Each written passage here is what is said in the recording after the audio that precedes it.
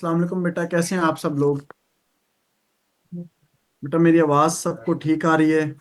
मेरी आवाज़ में कोई बैकग्राउंड नॉइज या background distortion any kind of problem, please do let me know बेटा। वालेकुम सलाम। कैसे हैं आप? ठीक है, अल्हम्दुलिल्लाह।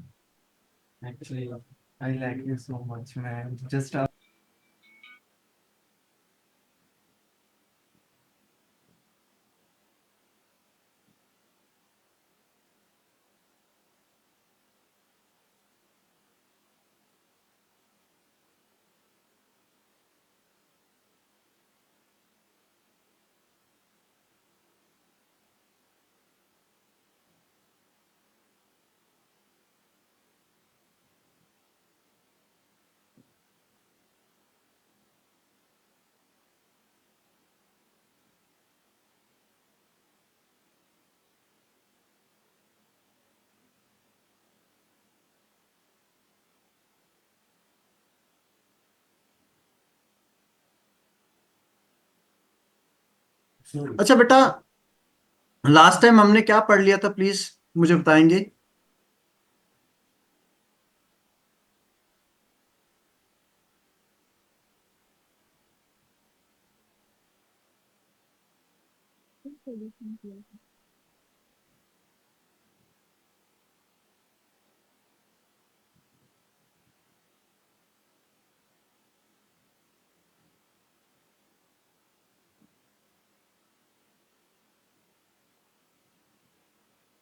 वाटर पॉल्यूशन बेटा हमने कहाँ तक पढ़ लिया था?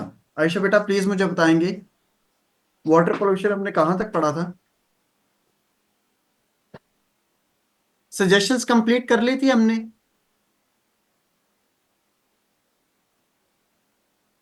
इंडिकेटर सजेशंस, सजेशंस कम बस ठीक हो गए। अच्छा अरसलान कहाँ तक? जी जी बेटा बताएं।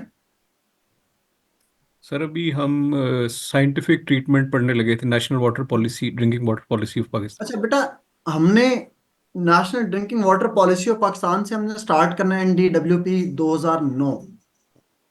National drinking water policy of Pakistan 2009, हमने इससे स्टार्ट करना है, ठीक हो गया। अच्छा इसमें आप कोई, अगेन मैंने पहले भी आप लोगों को बताया था कि एज सच इतनी कोई, जो आप कह रहे हैं कि कोई टेक्निकल जो चीज जो आपको ना समझ आती, कोई ऐसी एक्सप्लेन नहीं है इसके अंदर भी। इसके अंदर किन चीजों के ऊपर फोकस किया गया, इसमें सिंपल एक बात के ऊपर फोकस किया गया अरसलान, वो है वेस्ट वाटर ट्रीटमेंट प्रोसेस के ऊपर। किसके ऊपर फोकस किया गया? वेस्ट वाटर ट्रीटमेंट प्रोसेस के ऊपर फोकस किया गया है, और कुछ भी नहीं।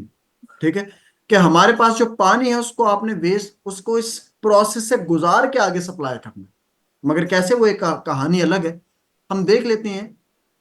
दरअसल इसमें ये बताया गया है कि वेस्ट वाटर ट्रीटमेंट जब प्रोसेस आपने करना है, NDWP बेटा, national drinking water policy, Ayesha बेटा, नेशनल ड्रिंकिंग वाटर पॉलिसी। अब इसमें यह बताया गया है कि हमारे पास तीन स्टेप्स हैं। पहला primary, secondary and third one is tertiary. ये हमारे पास तीन स्टेप्स हैं, प्राइमरी, सेकेंडरी एंड टर्शरी। ये तीन स्टेप्स के ऊपर national drinking water policy of Pakistan divided. जो प्राइमरी स्टेप है बेटा, उसको हम पढ़ते हैं screening step. This is known as screening step.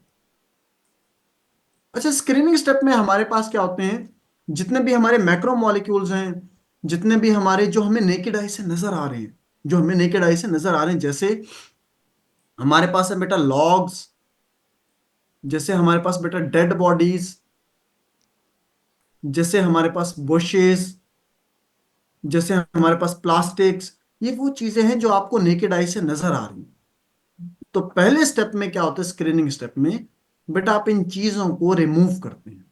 Logs हो गया, डेड बॉडीज हो गया, बुशेस हो गया, ये प्राइमरी स्टेप। ये पहला स्टेप आ जाता है। फिर आ जाता है बेटा second step, that is secondary, and third one is tertiary. Secondary step में हमारा क्या होता है बेटा, this step is known as coagulation step. Coagulation क्या होता है? कोआगुलेशन में हमें नहीं पता, हम सीख लेते हैं। कोआगुलेशन में क्या होता है अरसलान, हमारे पास लेट से ये एक बीकर है, इसके अंदर ये वाटर आ गया, ठीक हो गया। ये प्राइमरी स्टेप से ना अरसलान, अब पानी निकल के आया आपका, पानी प्राइमरी स्टेप से निकल के अब स्टेप में आया। अब आप करते क्या हो, इसके अंदर क्या ऐड करते हो, अब कुछ ऐसे मॉलिक्यूल्स होंगे जो आपको नेकेड आई से नजर तो आ रहे होंगे, मगर उनका साइज इतना छोटा है कि उनको आप रिमूव नहीं कर सकते। तो आप क्या करते हैं फिर बेटा, कोआगुलेंट को ऐड करते हैं। आप किसको ऐड करते हैं, कोआगुलेंट को ऐड करते हैं। जब आप कोआगुलेंट को ऐड करते हैं, कोआगुलेंट क्या करता है, जो इम्प्योरिटी, कोआगुलेंट क्या होता है आपके पास, अगर उर्दू में बताऊं तो फटकड़ी, ठीक है, या इंग्लिश में बताऊं तो बेटा पोटाश, एलम, ये आपका कोआगुलेंट होता है। कोआगुलेंट को ऐड करते हैं। कोआगुलेंट क्या करता है बेटा, इंप्योरिटीज को अट्रैक्ट करता है अपनी तरफ। ये जितने भी इंप्योरिटीज हैं इन सबको अपनी तरफ क्या करेगा, अट्रैक्ट करेगा। इंप्योरिटीज को अपनी तरफ अट्रैक्ट करने के बाद क्या बनाएगा बेटा, सॉलिड मैस। वो सॉलिड मैस क्या करेगा बेटा, बॉटम में सेटल हो जाएगा, ऐसे ही बॉटम में क्या हो जाएगा, वो सेटल हो जाएगा। मैं रिपीट कर रहा हूं अरसलान, कोआगुलेंट जब ऐड करोगे, कोआगुलेंट क्या करेगा, इंप्योरिटीज को अट्रैक्ट करेगा। वो जब इंप्योरिटीज को आप अट्रैक्ट करवा लोगे तो एक सॉलिड मैस बनेगा। वो सॉलिड मैस क्या करेगा बेटा, वो बॉटम में क्या हो जाएगा, सेटल हो जाएगा। वो बॉटम में क्या हो जाएगा, सेटल हो जाएगा। जब बॉटम में सेटल हो गया तो नीलम मेरी बहन आप क्या करोगे, फिर फिल्ट्रेशन कर लोगी उसकी। जब फिल्ट्रेशन कर लोगी तो अब पानी आपका टर्शरी स्टेज में जाने के लिए तैयार हो। अब बात समझाई। प्राइमरी में आपने नेकेड आई वाले रिमूव किए, सेकेंडरी में हमने वो रिमूव किए जो नेकेड आई से नजर तो आ रहे थे मगर हम रिमूव नहीं कर सकते थे उनको। तो हमने कोआगुलेंट को ऐड किया, कोआगुलेंट ने इंप्योरिटीज को अट्रैक्ट किया, एक सॉलिड मैस बनाया, वो बॉटम में सेटल हुआ, और फाइनली आपने बेटा क्या कर लिया, फिल्टर आउट कर लिया। फिल्टर आउट करने के बाद अब लास्ट स्टेप आता है, ठीक है। अब जी मिकाइल, अब लास्ट स्टेप आ जाता है, that is tertiary step. Tertiary step is known as disinfection. Disinfection का ये जो नीलम मेरी बहन कह रही है, ये मेरी बहन अब टर्शरी स्टेप में आती है कि अब आपके पास वाटर के अंदर कुछ ऐसे हार्मफुल पैथोजेंस और बैक्टीरिया रह गए हैं, हार्मफुल माइक्रो ऑर्गेनिज्म, पैथोजेंस या बैक्टीरिया रह गए जिनको आप नेकेड आई से देख तो नहीं सकते, मगर उनको भी आपने खत्म करना है ना। तो फिर आ जाता है डिसइंफेक्शन स्टेप। डिसइंफेक्शन स्टेप में आप क्या करते हैं, मिकाइल अब ये नोट कर लो, क्लोरीन को ऐड किया जाता है एज ए डिसइंफेक्टेंट। क्लोरीन को ऐड किया जाता है एज ए डिसइंफेक्टेंट। तो क्लोरीन क्या करता है, जितने भी जो हमें नजर नहीं आ रहे, जितने भी हार्मफुल पैथोजन और बैक्टीरिया, उनको उनको खत्म कर देता है, उनकी किलिंग हो जाती है। उसके बाद इस टर्शरी स्टेप के बाद फिर पानी को मल्टीपल टेस्ट से पास किया जाता है और उसके बाद वो डिस्ट्रीब्यूशन सिस्टम में चला जाता है। तो देखो, हमने ये कहना है कि पाकिस्तान के लिहाज से देखा जाए तो प्रोसेस तो ये अवेलेबल है, ठीक है, ये पॉलिसी तो अवेलेबल है, मगर इसकी इंप्लीमेंटेशन के ऊपर आपने बात करनी है। हमने किसके ऊपर बात करनी है बेटा, इसकी इंप्लीमेंटेशन के ऊपर आप बात करेंगे। तो ये सारे का सारा जो काम था बेटा, ये national drinking water policy of Pakistan 2009 में एक्सप्लेन्ड है। जी एग्जैक्टली exactly। तो ये जो हम स्टैंडर्ड यूज के लिए पानी है, ये यही है। तो वेस्ट वाटर ट्रीटमेंट प्रोसेस है दरअसल ये। तो ये हमारे पास बेटा national drinking water policy of Pakistan, drinking के लिए भी होता है, मगर इवेंचुअली हम क्या करते हैं, हम एज सच फिर क्या करते हैं, वो जब पानी घरों में आता है उसको दोबारा बॉयल करते हैं, बॉयल करने के बाद फिर यूज कर सकते हैं, वो एक अच्छा ऑप्शन अच्छी आ जाती है, फिर पानी ज्यादा क्लीनलीनेस की तरफ जाता है। यहां तक बेटा हमारा वाटर पॉल्यूशन का टॉपिक था, ठीक हो गया। अब हमारे पास बेटा एक और टॉपिक है जो आपके सिलेबस में मेंशन नहीं है, ठीक है, मगर हमारे पेपर में एग्जाम में अपीयर होता है। मैं रिपीट कर रहा हूं, एक टॉपिक है जो आपके सिलेबस में मेंशन नहीं है मगर पेपर में अपीयर होता है, and that is water logging and salinity. Topic है बेटा वाटर लॉगिंग एंड सैलिनिटी, जिसको उर्दू में क्या पढ़ते हैं, सेम व थोड़, ठीक है, वाटर लॉगिंग एंड सैलिनिटी। और इसको उर्दू में क्या पढ़ते हैं आप, सेम व थोड़, ठीक हो गया। अब हमने समझना है कि वाटर लॉगिंग एंड सैलिनिटी है क्या। बेटा अगेन, अब ध्यान से सुनिएगा। मिकाइल, मैं ना कॉजेज नहीं बता रहा। मिकाइल, मैं कॉजेज नहीं बता रहा हुरैरा, मैं कॉजेज नहीं बता रहा, मगर मैं आपको पहले डिफाइन करके दे रहा हूं चीज को। डिफिनेशन समझ आ जाए ना, चीजें आगे आसान हो जाती हैं। याद है हमने ग्लोबल वार्मिंग क्लाइमेट चेंज को डिफाइन जब किया था, उसके बाद हमें एक चीज समझ आई थी कि कॉजेज में हर वो चीज लिखनी है जहां से ग्रीन हाउस गैसेज जनरेट हो रही हैं। तो हम कोशिश करते थे जो भी कॉज लिखते थे वहां से ग्रीन हाउस गैस जनरेट करवाते थे और ग्लोबल वार्मिंग को इंक्रीज करा। तो यहाँ पर भी हर जगह बेटा ये फिनोमिना अप्लाई किया करें आप, बहुत आसान हो जाता है फिर चीजों को पढ़ना। लेट्स सी कि हमारे पास लैंड है। इस लैंड के ऊपर आपके पास ये आपने एक वेजिटेशन ग्रो की हुई है। इस वेजिटेशन का ये, इसका ये क्रॉप का रूट जोन है। ये क्रॉप का क्या बेटा, रूट जोन है। ये हमारे पास क्या बेटा, this is ground water table. ये आपका क्या बेटा, ग्राउंड वाटर टेबल। अब होता ये है कि आप इस, अब इस लैंड को ना प्योर नहीं कंसिडर करते। सुन ले बेटा, इस लैंड को हम प्योर नहीं कंसिडर करते। इसके ऊपर ना पहले से ही सॉल्ट के कुछ एलिमेंट मौजूद हैं, पहले से ही मौजूद है। मैं फिर रिपीट कर रहा हूं, इस लैंड को प्योर नहीं कंसिडर करें, इस लैंड के ऊपर पहले से ही सॉल्ट के एलिमेंट कुछ अवेलेबल है। ठीक है। अब हम क्या करते हैं, इस क्रॉप को या इस वेजिटेशन को बेटा वाटर सप्लाई करते हैं। इस वेजिटेशन को हम क्या करते हैं बेटा, वाटर सप्लाई करते हैं।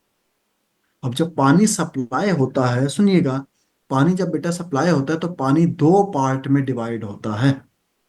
मैं रिपीट करूं, जब पानी सप्लाई करते हैं ना आप, तो पानी बेटा दो पार्ट में डिवाइड होता है। पहला पानी का वो पार्ट होता है, पहला पानी का वो पार्ट होता है जो क्रॉप क्रॉप यूज करती है। ठीक है। Xylem, xylem and phloem tissues के थ्रू, वो जो हमने पढ़ा था वाटर बॉडी। तो पहला पानी का वो पार्ट है जो प्लांट बॉडी ने इनटेक करना है, अपटेक करना है। पहला पानी का वो पार्ट है। और दूसरा पानी का वो पार्ट होगा जो आपने एक्सेस सप्लाई किया हुआ होगा, वो ओवर द लैंड स्टे कर जाएगा। अब मैं रिपीट कर रहा हूं, जो आपने क्रॉप को पानी सप्लाई किया तो पानी के अंदर भी सॉल्ट के कुछ एलिमेंट थे। पहली बात मैं रिपीट कर रहा हूं, जब पानी आपने सप्लाई किया तो वाटर के अंदर भी सॉल्ट के कुछ एलिमेंट थे। लैंड के ऊपर भी पहले से सॉल्ट के कुछ एलिमेंट्स मौजूद थे। जब आपने पानी सप्लाई किया तो पानी दो पार्ट में डिवाइड हुआ। पहला जो आपने क्या किया, प्लांट बॉडी ने इनटेक किया, और दूसरा जो एक्सेस था, जो एक्सेस था वो ओवर द लैंड क्या कर गया, स्टे कर गया। अब मिकाइल, अब मैं समझाने लगा हूं डेफिनेशन। आ जाता है hot and dry climate. Mikail क्या आ जाता है Arsalan, hot and dry climate. अच्छा, हॉट एंड ड्राई क्लाइमेट जब आएगा तो मिकाइल मुझे बताओ, पानी क्या करेगा, पानी तो इवेपरेट कर जाएगा। पानी तो इवेपरेट कर जाएगा, पीछे क्या रह जाएंगे, सॉल्ट्स रह जाएंगे। पीछे क्या रह जाएंगे, सॉल्ट्स रह जाएंगे। एक दफा थोड़े सॉल्ट रहेंगे, फिर सॉल्ट्स रहेंगे, फिर सॉल्ट्स रहेंगे। ये प्रोसेस चलता जाएगा over the period of time.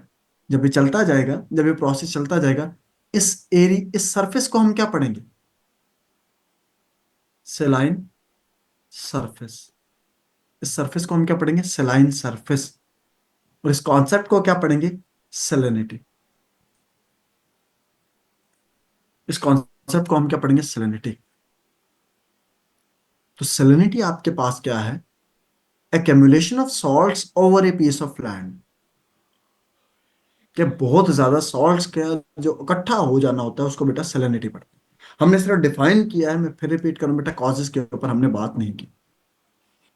accumulation of salts over a piece of land, इसको आप सेलेनिटी पढ़ते हैं। अब दूसरा कॉन्सेप्ट आएगा वाटर लॉगिंग। तो वाटर लॉगिंग क्या है, देखो, हमने एक बात सुनी हुई है कि जब एक्सेसिव प्रेसिपिटेशन होती है, जो बारिश होती है, बारिश का पानी बेटा अगर आप लोगों को याद हो, हमने पहले पढ़ा था, वो दो पार्ट में डिवाइड होता है। जो प्रेसिपिटेशन होती है, जो रेन होती है, उसका पानी दो पार्ट में डिवाइड होता था, अगर याद हो, एक सरफेस रन ऑफ और एक इनफिल्ट्रेशन। याद है, इन दो पार्ट में। ठीक है। देखो मिकाइल, मिकाइल मेरी जान, मेरी बात सुन। देख, पानी इवेपरेट हो गया ना, वाटर तो इवेपरेट कर दिया, तो पीछे क्या छोड़ गया, पानी सॉल्ट्स रह गए। बात समझा रही है। तो वो जो सॉल्ट्स रह गए, वो सॉल्ट्स इकट्ठे होते जाएंगे, होते जाएंगे, तो उस सरफेस को हम क्या पढ़ेंगे, सेलाइन, सॉल्टी सरफेस। क्या नमकियात बहुत ज्यादा है उसमें, सॉल्ट बहुत ज्यादा। ठीक है, अक्सर आपने गांव में जमीन देखी होगी जिसके ऊपर ना आपको व्हाइटिश कलर नजर आता है। वो जो व्हाइटिश कलर होता है, वो जो व्हाइट बहुत अच्छे आगा, वो व्हाइटिश कलर जो नजर आता है वो एक्चुअली सलाइन सरफेस होता है। सिमिलरली नेक्स्ट आ जाता है बेटा, देखो, जब अब मैं नेक्स्ट डेफिनेशन, सैलिनिटी खत्म होगी, अब वाटर लॉगिंग की डेफिनेशन बता रहा हूँ। हमने सुना है कि जब ज्यादा बारिश होती है तो बेटा ज्यादा पानी आता है। तो ऑब्वियस सी बात है, जब एक्सेसिव प्रेसिपिटेशन होगी तो ऑब्वियस सी बात है बेटा, पानी सरफेस रन ऑफ भी जनरेट होगा और पानी इन्फिल्ट्रेट भी करेगा। पानी क्या करेगा बेटा? इन्फिल्ट्रेट भी करेगा। अब इन्फिल्ट्रेशन का क्या मतलब है? इन्फिल्ट्रेशन का मतलब यह है कि पानी ना नीचे सीप करेगा। पानी क्या करेगा? नीचे सीप करेगा। अब मिकाइल मुझे बताओ, एक्सेसिव प्रेसिपिटेशन हुई, सरफेस रन ऑफ भी जनरेट हुआ और पानी ने सीप भी करेगा। अब पानी जब सीप करेगा तो वो जाके किस में ऐड होगा? ग्राउंड वाटर टेबल में। ग्राउंड वाटर टेबल में पानी ऐड होता जाएगा, होता जाएगा, होता जाएगा। अब ग्राउंड वाटर टेबल क्या करना शुरू कर देगा? राइज करना शुरू कर देगा। अब ग्राउंड वाटर टेबल क्या करना शुरू कर देगा? राइज। और अगर ग्राउंड वाटर टेबल इतना राइज कर जाए, अगर ग्राउंड वाटर टेबल इतना राइज कर जाए कि वो क्रॉप के रूट जोन के साथ इंटरसेक्ट कर जाए, ये देख लें। अगर ग्राउंड वाटर टेबल, मैं फिर रिपीट कर रहा हूं मिकाइल, अगर ग्राउंड वाटर टेबल इतना राइज कर जाए कि वो क्रॉप के रूट जोन के साथ इंटरसेक्ट कर जाए, in that scenario, in that case, crop के रूट जोन को प्रॉपर ऑक्सीजन सप्लाई नहीं होगी। जब क्रॉप के रूट जोन को प्रॉपर ऑक्सीजन सप्लाई नहीं होगी, क्रॉप का root zone would then be deprived from proper aeration, उसको proper aeration, proper oxygen supply नहीं होगी। तो इस एरिया को हम क्या पढ़ेंगे? Waterlogged area. इस एरिया को हम क्या पढ़ेंगे? Waterlogged area. और इस कॉन्सेप्ट को हम क्या पढ़ेंगे? Water logging. इस कॉन्सेप्ट को हम क्या पढ़ेंगे? Water logging. तो जब सॉल्ट्स ज्यादा इकट्ठे हो जाए नीलम बेटा, तो वो सैलिनिटी है। और जब ग्राउंड वाटर टेबल इतना राइज कर जाए, ग्राउंड वाटर टेबल आपका बेटा इतना राइज कर जाए कि क्रॉप का root zone would then be deprived from proper aeration, root zone of the crop would be deprived from proper aeration, उसको प्रॉपर ऑक्सीजन सप्लाई नहीं होगी। उस एरिया को हम वाटर लॉग्ड एरिया पढ़ेंगे और उस कॉन्सेप्ट को वाटर लॉगिंग पढ़ेंगे। तो अब अगर मैं सिंपल सेंस में आपको एक चीज समझा दूं और अगर आप समझने की कोशिश करें तो आपको एक बात समझ आएगी, और वो ये है कि बेटा, जब हम सैलिनिटी की कॉजेस पढ़ रहे होंगे तो हम सॉल्ट्स इकट्ठे कराते जाएंगे। जब हम सैलिनिटी की डेफिनेशन पढ़ रहे होंगे तो हम सॉल्ट्स को इकट्ठे कराते जाएंगे। और जब वाटर लॉगिंग की हम डेफिनेशन पे जाएंगे ना, तो हम ग्राउंड वाटर टेबल को राइज करवाएंगे। बात समझ आ गई बेटा? प्लीज।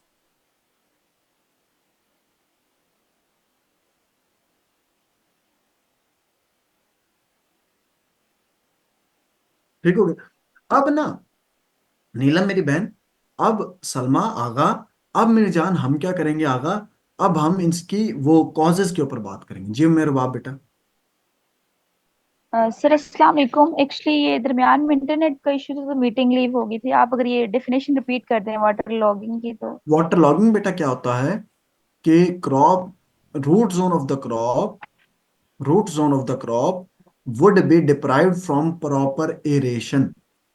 बेटा लिख लो, root zone of the crop would be deprived from जी मैं। Proper aeration. ठीक है? Would be deprived from. Proper aeration, aeration oxygen, ये मैं लिख देता हूँ, ये देखो बेटा, एरेशन, ऐसे। Exactly exactly. बहुत अच्छे मिकाइल, बहुत अच्छे। अब देखो, अब हम कॉजेज को पढ़ने लगे हैं। मिकाइल मैंने बड़ा सिंपल सा फॉर्मूला बताया तुझे कि जहां पर तूने सॉल्ट्स इकट्ठे करा दिए सैलिनिटी आ गई, जहां पर वाटर टेबल राइज करा दिया वाटर लॉगिंग होगी। ठीक हो गया? वन बाय वन देखते हैं। पहली कॉज, पहली कॉज, हैवी प्रेसिपिटेशन। अब मैं इनको एक्सप्लेन नहीं करूंगा, कुछ जो एक दो कॉज होंगे इनको एक्सप्लेन कर दूंगा, बाकियों को नहीं एक्सप्लेन करूंगा, जो self explanatory. Heavy precipitation self explanatory है। ज्यादा बारिश होती है, ज्यादा पानी आता है। Number two, number two, number 2, seepage of water, seepage of water from other canals, seepage of water from other canals. बेटा मुझे 1 सेकंड दीजिएगा। हेलो। हेलो हाँ आयत, यार, क्या? ये टेस्ट ही हुआ दे। अच्छा, चल मेरी बात सुनना, मैं अभी क्लास में हूँ, ठीक है? क्लास से निकल के ना फिर मैं मंगवाता हूँ, ठीक है?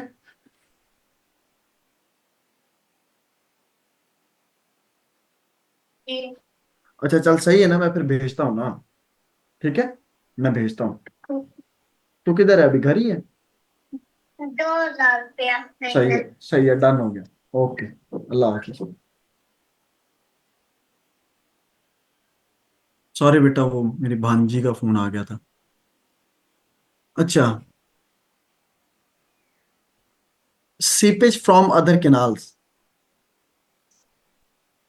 आपको पता है फिर बेटा, भांजे भांजियां तो इसी तरह फोन करते हैं ना, उनको तो नहीं पता ना कि कासिम भाई एक टीचर भी है।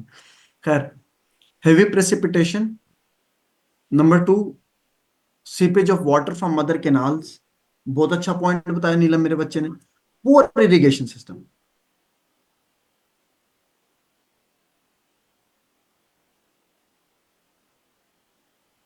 Poor irrigation system. नंबर 4, ठीक है, नंबर 4 हम देख लेते हैं और क्या हो सकता है। Poor drainage.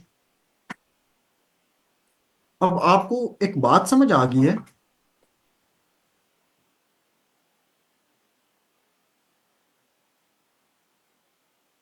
बेटा आपको एक बात समझ आ गई है, और वो ये है कि अब आप किसी न किसी तरीके से वो जो ग्राउंड वाटर टेबल है, आप उसको राइज करवा रहे हैं,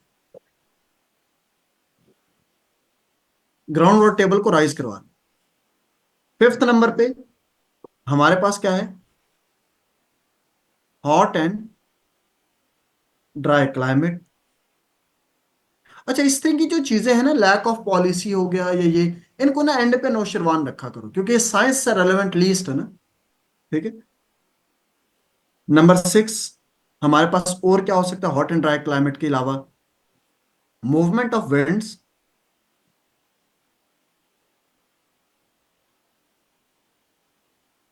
फ्रॉम कोस्टल एरियाज,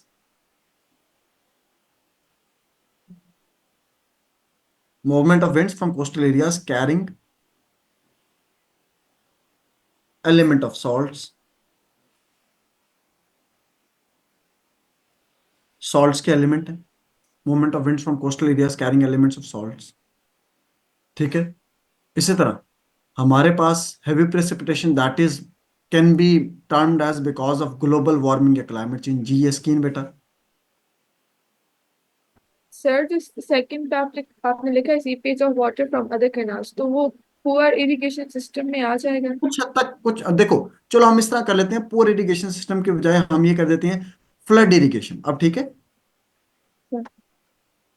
बात समझ आ रही? फ्लड इरिगेशन, लेट्स से हम ये कह देते हैं। जी अब्दुल नसीर। सर मेरी आवाज आ रही है? जी जी, आपकी आवाज आ रही है। सर ये जो लास्ट पॉइंट आपने लिखा ये तो थोड़ा समझा दे, movement of winds from coastal areas हाँ कैरिंग एलिमेंट्स ऑफ साल्ट। हाँ, अब्दुल नसीर, ये जो आखिरी 2 पॉइंट है इनको मैं एक्सप्लेन करूंगा, ये जो अभी मैं लिख रहा हूँ। Water okay. लॉगिंग, मैं जान एक्सप्लेन करूँ। Water logging could lead to salinity, water logging could lead to salinity and vice versa is not possible. ये लिख लें, मैं रिपीट कर रहा हूँ।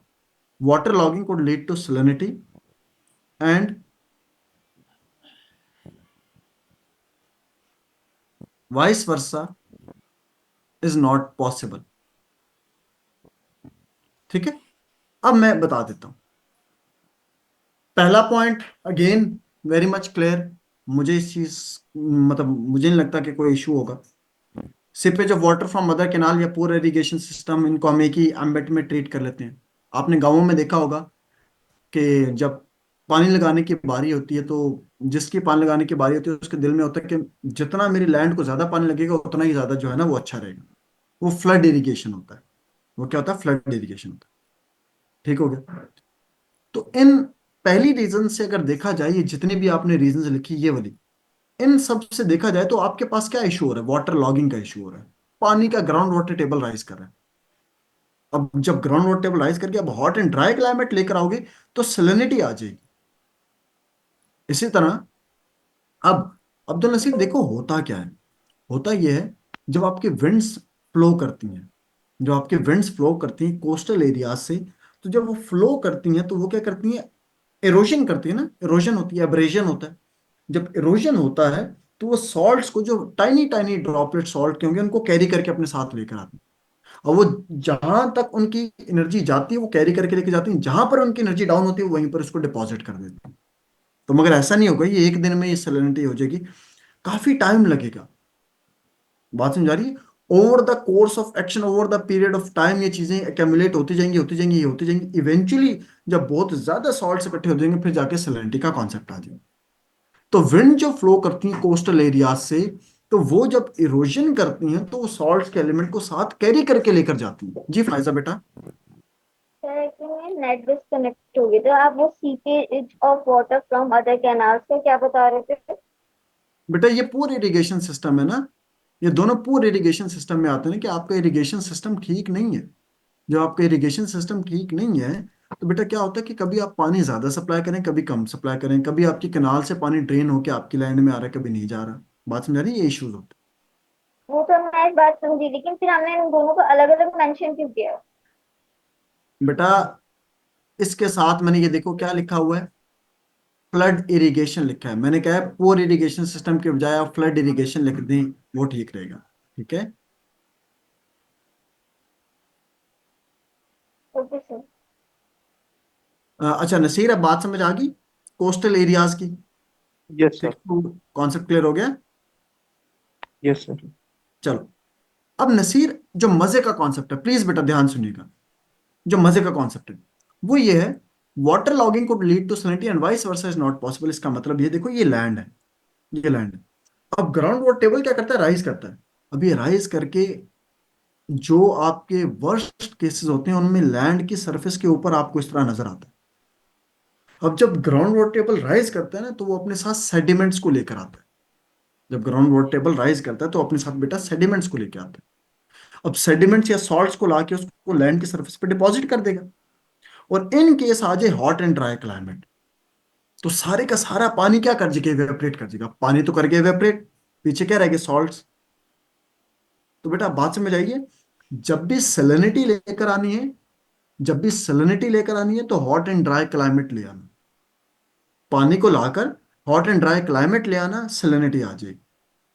और जब पानी ज्यादा सीप करा दोगे ग्राउंड वाटर टेबल में, पानी ज्यादा सीप करा दोगे तो उससे वाटर लॉगिंग हो जाएगी। इतना सा पॉइंट है।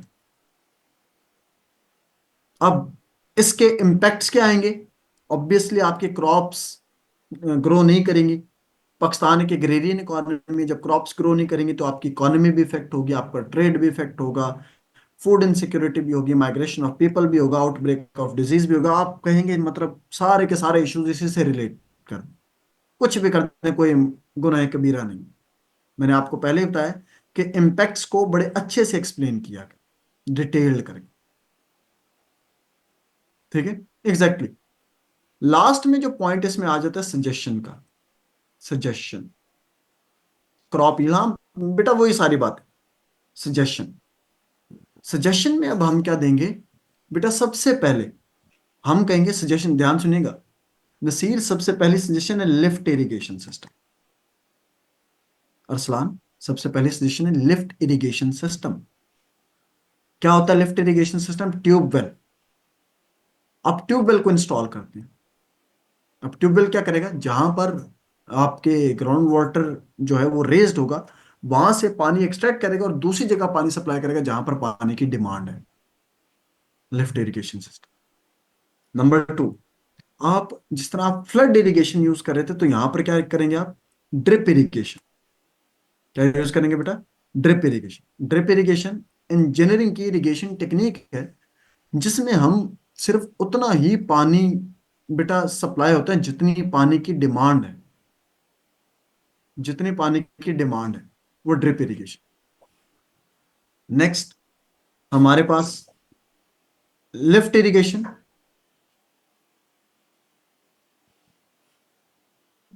लिफ्ट इरिगेशन, नेक्स्ट आ गया बेटा ड्रिप इरिगेशन। ठीक हो गया, 2 पॉइंट हो गए। तीसरा पॉइंट आपने वॉट ग्रोथ ऑफ लिखेंगे बेटा, growth of water loving plants.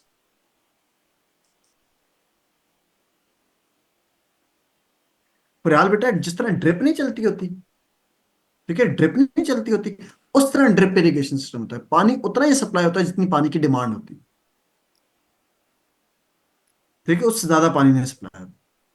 Growth of water loving plant, जो पानी वाटर लॉग्ड एरियाज में वाटर लविंग प्लांट्स को आप ग्रो करें, ठीक है, जैसे यूकलिप्टस। पॉइंट समझा रहे कि नहीं आ रहे? आपके पास यूकलिप्टस है, राइस है, शुगर केन है, ये वो क्रॉप्स हैं, ठीक है, sorry, rice and sugar cane वो हैं जो आपकी वाटर लविंग क्रॉप्स, तो उससे वाटर लॉगिंग का इशू रिजॉल्व हो। Similarly growth of salt tolerant crops,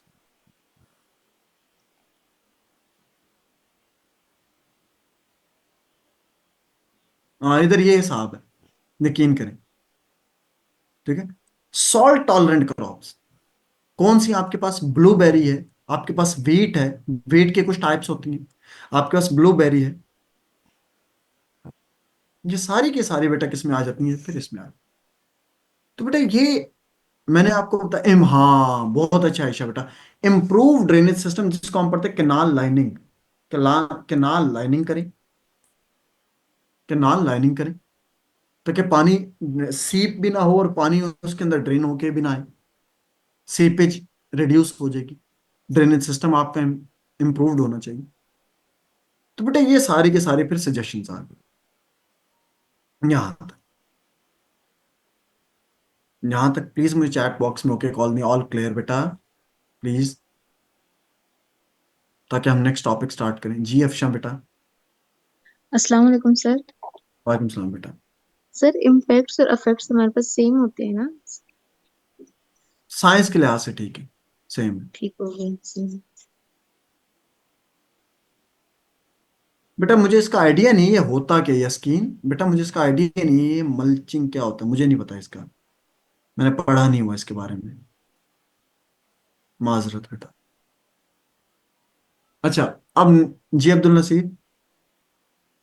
sir ये जो डेड ऑर्गेनिक मटेरियल जो सॉइल के सरफेस पे डालते हैं, फॉर एग्जांपल ये चावलों से जो रह जाते हैं, इसको मल्चिंग कहते हैं, ताकि वो सॉइल का सरफेस प्रोटेक्टेड रहे, ज्यादा इवोपरेशन ना, वाटर बचाने के अच्छा लिए करते हैं सर। ठीक है ठीक है ठीक है ठीक है, मतलब सैलिनिटी का इशू रिजॉल्व करने के लिए मल्चिंग होता है, ठीक है। चल थैंक यू सर। नेक्स्ट बेटा हमारे पास जो टॉपिक आ जाता है, वाटर पोल्यूशन यहाँ पे खत्म हो गया। नेक्स्ट हमारे पास टॉपिक आता है लैंड पोल्यूशन। टॉपिक का नाम क्या बेटा? Land pollution. और कॉलन डाल के आपकी आउटलाइन में लिखा हुआ है solid waste management and its disposal. ये हमारा टॉपिक है लैंड पोल्यूशन, ठीक है। Topic land pollution, solid waste management and its disposal. अब आप देखेंगे तो आपको एसेज भी जो क्या कहते हैं सीएसएस में जो एसेज आ रहे हैं बेटा, वो भी इस फॉर्मेट में होते हैं कि ना कॉलन करके ना स्टेटमेंट को 2 पार्ट्स में उसने डिवाइड किया होता है, ठीक है। कॉलन कर देता है दरमियान में और उस स्टेटमेंट को 2 पार्ट्स में डिवाइड कर देते हैं। तो एक चीज याद रखिए, कॉलन से पहले की जो स्टेटमेंट होती है ना, हमेशा लेमैन टर्म्स में बता रहा हूँ, उसको 20 मार्क्स 20% एक्सप्लेन करते हैं, और कॉलन के बाद की जो स्टेटमेंट होती है उसको 80% एक्सप्लेन करते हैं। ये अब आपके जो सिलेबस में वो टॉपिक किस तरह मेंशन्ड है, land pollution, solid waste management and its disposal. तो हम पहले लैंड पोल्यूशन को एक्सप्लेन कर लेते हैं, ऑल्दो ये डिमांडेड नहीं है, मगर हम फिर भी लैंड पोल्यूशन को एक्सप्लेन कर लेते हैं। तो लैंड पोल्यूशन आपके पास क्या है? Land plus pollutants, land plus pollutant leads to polluted land. Land plus pollutants leads to polluted land, जिस तरह हमने एयर पोल्यूशन को डिफाइन किया था। And this whole phenomena is known as land pollution. मैं फिर रिपीट करूं, land plus pollutants leads to polluted land and this whole phenomena is known as land pollution. अब हम पॉल्यूटेंट्स को फिर डिफाइन करते थे, एक्सप्लेन करते थे कि कहाँ कहाँ से प्रोड्यूस होके आते हैं, हम करते थे कि नहीं करते थे, तो हम यहां पर भी करेंगे। पॉल्यूटेंट्स कहाँ कहाँ से आ रहे हैं, नंबर 1, अब प्लीज ध्यान सुनिएगा, पॉल्यूटेंट्स आपके कहाँ कहाँ से जनरेट होकर आ रहे हैं, ठीक है। मैं आपको टोटल 4 पॉल्यूटेंट बता रहा हूँ, क्यों बता रहा हूँ, इसके बैक एंड पे एक रीजन है। मैं फिर रिपीट कर रहा हूँ, मैं सिर्फ 4 पॉल्यूटेंट बता रहा हूँ, और भी ढेर सारे हैं, ऐसा नहीं कि नहीं एग्जिस्ट करते, मगर हैं, मगर मैं 4 ही बता रहा हूँ, क्यों, क्योंकि उसके बैक एंड पे एक रीजन है। सबसे पहली हमारे पास सबसे पहला पॉल्यूटेंट कहाँ से जनरेट होकर आते हैं, हम कहते हैं सैनिटरी वेस्ट, जो आपका hazardous waste, sanitary waste. Second हमारे पास और वेस्ट कहां से प्रोड्यूस होकर आता है बेटा, industrial waste, industrial waste. Third हमारे पास क्या है बेटा, और हमारे पास क्या हो सकता है बेटा, म्यूनिसिपल सॉलिड वेस्ट, जिसको हम डोमेस्टिक वेस्ट भी पढ़ते हैं, डोमेस्टिक या municipal solid waste. MSW stands for बेटा municipal solid waste, MSW stands for municipal solid waste. And the fourth one is construction, construction and demolition site waste, construction and demolition site waste, construction and demolition site waste. ये हमारे पास बेटा एक pattern बन गया, ठीक है, कि हमने लैंड के अंदर जब सैनिटरी वेस्ट ऐड होगा तो लैंड पॉल्यूटेड होगी, लैंड के अंदर जब हॉस्पिटल इंडस्ट्रियल वेस्ट ऐड होगा तो लैंड पॉल्यूटेड होगी, लैंड के अंदर जब डोमेस्टिक वेस्ट ऐड होगा तो लैंड पॉल्यूटेड। मतलब कहने का मकसद ये है कि बेटा हमारे पास ढेर सारे किस्म के वेस्ट एग्जिस्ट करते हैं, मगर मिकाइल, मैं फिर रिपीट कर रहा हूं मिकाइल, मैंने सिर्फ ये 4 क्यों इंक्लूड किए, इसके बैक एंड पे एक रीजन है, ठीक है, इसके बैक एंड पे एक रीजन है। जब मैं आगे पढ़ाऊंगा ना, आप फिर हमें समझ आ जाएगा अच्छा क्या रीजन, ठीक हो गया। फॉर द टाइमिंग हम इसको यहीं तक ही रखें। अभी हमने पढ़ लिया लैंड पॉल्यूशन, अब हम पढ़ेंगे सॉलिड वेस्ट की मैनेजमेंट और उसकी डिस्पोजल के ऊपर बात करने लगे हैं कि उसको मैनेज कैसे कराना है और आपने डिस्पोज कैसे कराना है। अब बेटा आज मैं आप लोगों को एक छोटा सा कॉन्सेप्ट बता दूं, हमें जो पढ़ने लगे हैं सॉलिड वेस्ट की मैनेजमेंट और डिस्पोजल, मार्केट में जितने भी किताबें हैं उसमें किस तरह एक्सप्लेन किया हुआ है कि वेस्ट को एक जगह से उठाते हैं दूसरी जगह जाके डंप कर देते हैं, वेस्ट को एक जगह से उठाया दूसरी जगह जाके डंप कर देते हैं। तो बेटा ये इसकी ये नहीं है, साइंस में हम चीजों को इस तरह एक्सप्लेन नहीं करेंगे, ठीक हो गया। साइंस में हम कैसे चीजों को एक्सप्लेन करेंगे, ध्यान से सुनिए। हम बेटा इस केस में पाकिस्तान की पॉलिसी पढ़ेंगे, सुनिएगा मैं रिपीट कर रहा हूं, हम इस केस में पाकिस्तान की पॉलिसी पढ़ेंगे कि पाकिस्तान की पॉलिसी क्या कहती है। तो पाकिस्तान की कौन सी पॉलिसी है, solid waste management rule 2005, Pakistan की पॉलिसी क्या है, सॉलिड वेस्ट मैनेजमेंट रूल 2005। अब इस पॉलिसी में क्या कहा गया, इस पॉलिसी से में क्या कहा गया, सॉलिड वेस्ट मैनेजमेंट रूल 2005। अब इस पॉलिसी में बेटा जो चीजें कही गई हैं उनको अपने पास नोट डाउन कर लें। सबसे पहले क्या हो सकता है, सोर्स रिडक्शन, अभी हमारी पॉलिसी में लिखा हो तो वन बाय वन लिखते जाएं। सोर्स रिडक्शन अगर नहीं कर सकते, सोर्स रिडक्शन अगर नहीं कर सकते तो आप फिर क्या करें, रीयूज करें। अगर आप नहीं कर सकते तो आप वॉल्यूम रिडक्शन करें।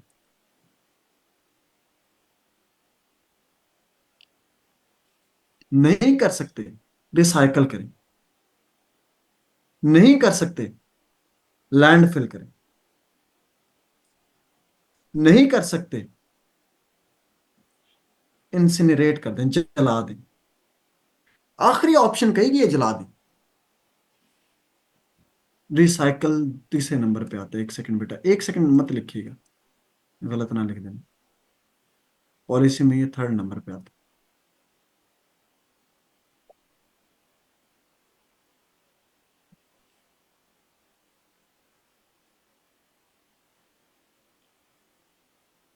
ये लिख लें।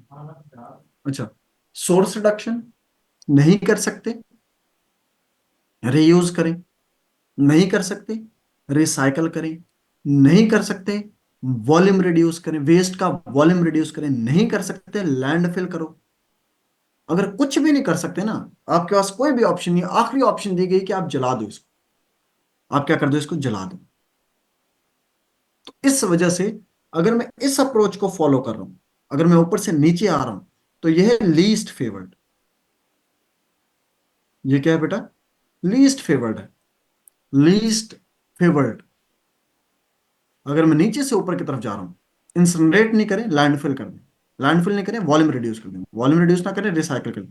अगर नीचे से मैं ऊपर जा रहा हूं, तो मैं जा रहा हूं मोस्ट फेवर्ड की तरफ।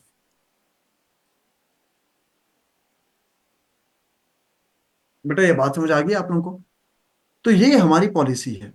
अब जब भी, अब सुनिएगा ध्यान से, डिटेल सुनिएगा बेटा, अभी मैंने पढ़ाना है ये सब।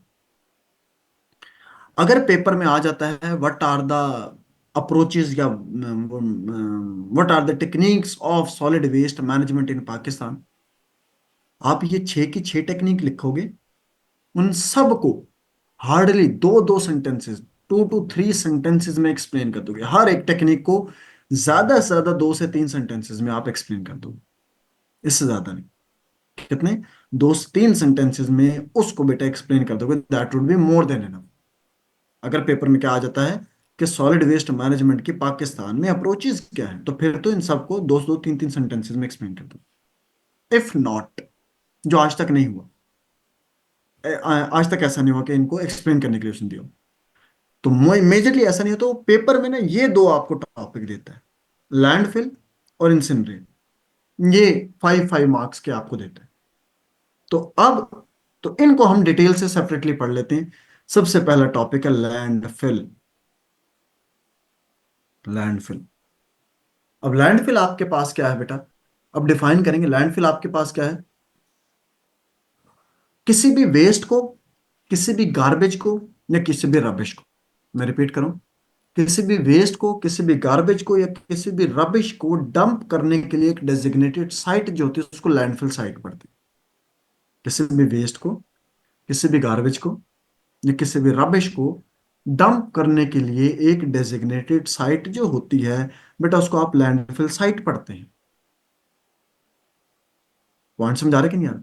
अब मगर लैंडफिल के लिए सबसे पहले देखो, जिस तरह हम करते हैं ना, क्लास में एक या कमरे में ना एक जगह सेलेक्ट करते हैं जहां पे हम कूड़ा दान रखते हैं, उसमें जाके हम कूड़ा डालते जाते हैं। बात समझा रही? तो इसी तरह सबसे पहले क्या होता है लैंडफिल के लिए भी, सबसे पहले क्या ऑप्शन होती है, साइट सिलेक्शन। सबसे पहले क्या ऑप्शन आती है, साइट सिलेक्शन। आपने, हम उषा बेटा इन इन पॉइंट्स को भी आप एक्सप्लेन कर सकते हैं, इन पॉइंट्स को भी आप एक्सप्लेन कर सकते हैं, मगर जो पॉलिसी में जो पॉइंट्स हैं उनको हमने इस एंगल से देखना है, ठीक है? अच्छा, साइट सिलेक्शन, आपने सबसे पहले मरियम बेटा मैंने बताया, किसी भी वेस्ट को, किसी भी गार्बेज को या किसी भी रबिश को डंप करने के लिए एक डेजिग्नेटेड साइट है। किसी भी वेस्ट को, किसी भी गार्बेज को या किसी भी रबिश को डंप करने के लिए एक डेजिग्नेटेड साइट जो है वो लैंडफिल साइट कहलाती है। अब लैंडफिल के लिए सबसे पहले आपने साइट सिलेक्शन करनी है। बुशा बेटा हम सिलेक्ट नहीं करते कि यार कमरे में वो ऐसी ऐसी नसीर एक जगह हो जहां पे कूड़ा हम फेंकें, तो आपने साइट को सिलेक्ट करना है। अब साइट को सिलेक्ट करने का कुछ क्राइटेरिया है। क्या क्राइटेरिया है ये बेटा मैंने स्लाइड्स में लिखा हो, मगर मैं बता देता हूँ, उसके मुझे एग्जैक्ट डिस्टेंसेस नहीं याद, तो आप डिस्टेंसेस स्लाइड से देखोगे, मगर मैं आपको कॉन्सेप्ट डिलीवर कर देता हूँ। नंबर 1, जो भी साइट आप सिलेक्ट करोगे वो बेटा नंबर 1 रेजिडेंशियल एरिया से डिस्टेंस पे होनी चाहिए। एक स्पेसिफिक्स का डिस्टेंस वो आप स्लाइड से देखेंगे। जो भी साइट आप सेलेक्ट करोगे वो रेजिडेंशियल एरिया से डिस्टेंस पे होनी चाहिए। नंबर 2, जो भी साइट आप सेलेक्ट करोगे वो बेटा इंडस्ट्रियल एरिया से डिस्टेंस पे होनी चाहिए, इंडस्ट्रियल एरिया से। तीसरा, जो भी साइट आप सेलेक्ट करोगे बेटा वो मोटरवेज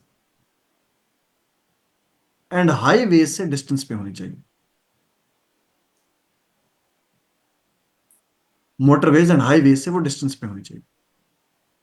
जो भी आप साइट सेलेक्ट करेंगे, सुनिएगा, जो भी आप साइट सेलेक्ट करेंगे वो ग्राउंड वाटर टेबल से मैक्सिमम हाइट पर होनी चाहिए। वो ग्राउंड वाटर टेबल से किस पे होनी चाहिए, मैक्सिमम हाइट पर होनी चाहिए।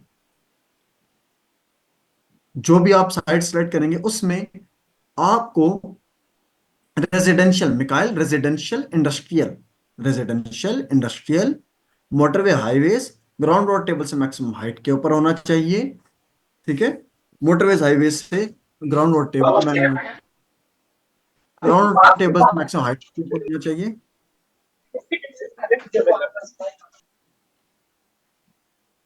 ठीक है, GWT मरियम बेटा ग्राउंड वाटर टेबल से मैक्सिमम हाइट पर होना चाहिए, ग्राउंड वाटर टेबल से मैक्सिमम हाइट पर होना चाहिए। और जो फिफ्थ पॉइंट है, वो बेटा सॉइल की लेयर आती है इसके ऊपर, सॉइल की एक मिनिमम 3 मीटर की सॉइल की लेयर आती है, वो आपकी आनी चाहिए। ये आखिरी 2 पॉइंट कंपैरेटिवली आपको नहीं समझ आए होंगे, ऊपर वाले तो 3 पॉइंट समझ आ गए होंगे कि ऑब्वियस सी बात है कि स्मेल ना आए घरों में, रेजिडेंशियल एरिया, ये वो सारी की सारी चीजें। ठीक हो गया।